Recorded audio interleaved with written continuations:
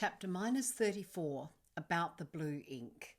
Still the Frankster, still with blue ink on slightly grey paper. You might wonder why I'm writing in blue ink. Well, when I was young, I thought that the sky was God's mind. I don't know why. It just seemed as if the huge dome of the sky was too wonderful to simply be the sky. It had to be the inside of a gigantic head, or a brain, or a mind, or something. And the biggest creature I could imagine was God, or a God, or something. Anyway, when Minnow and I started coding our computer game, I saved up and bought blue beanies for us to wear so that we could have help from the mind of God. Blue sky equals God's mind equals blue beanie equals better coding for our game. Does that make sense? I was only 7 years old, so sorry if the logic is fuzzy.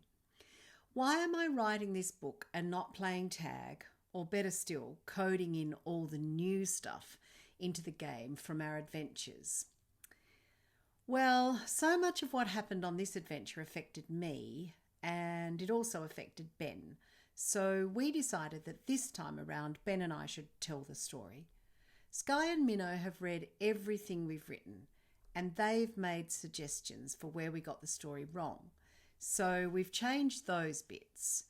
It's been the best fun. Writing is kind of like coding. You have to select the right words to help people feel the excitement and fear and see what's happened and understand the cruelty and the sadness. But also you want them to know how brilliant it feels when things work out. Ben and I think that overall writing is way harder than coding and programming. Even so, we definitely want to do it again. We don't know how many adventures we're going to have, but we've decided that each one is going to get its own book. Can't wait.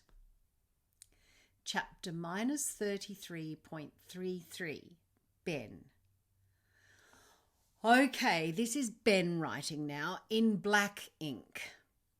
When the time virus attacked our family, it was because evil wanted to stop Sky and I from growing up to be who we're meant to be.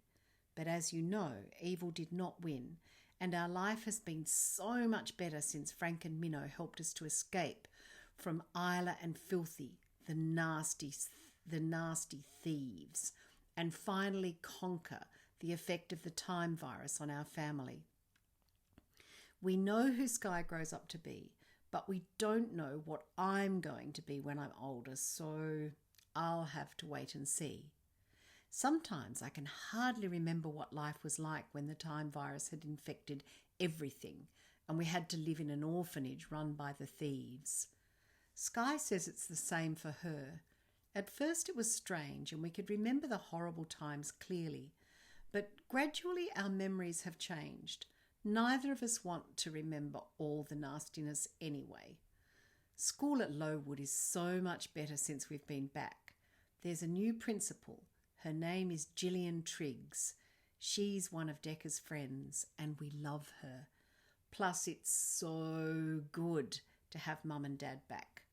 Read our first book if you want to know all about how horrible Lowood used to be.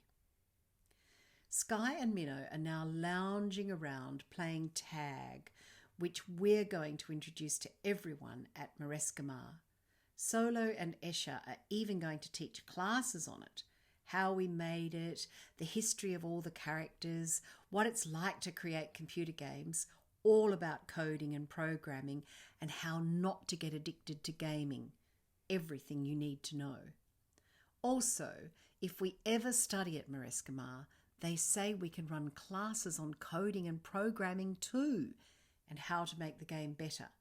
So, go ahead, read on. I'll see you again once we get to chapter 0. Signed, Ben Hur. P.S. Sky made me add in that she and Minnow are not just lounging around playing tag, they're also doing heaps of programming.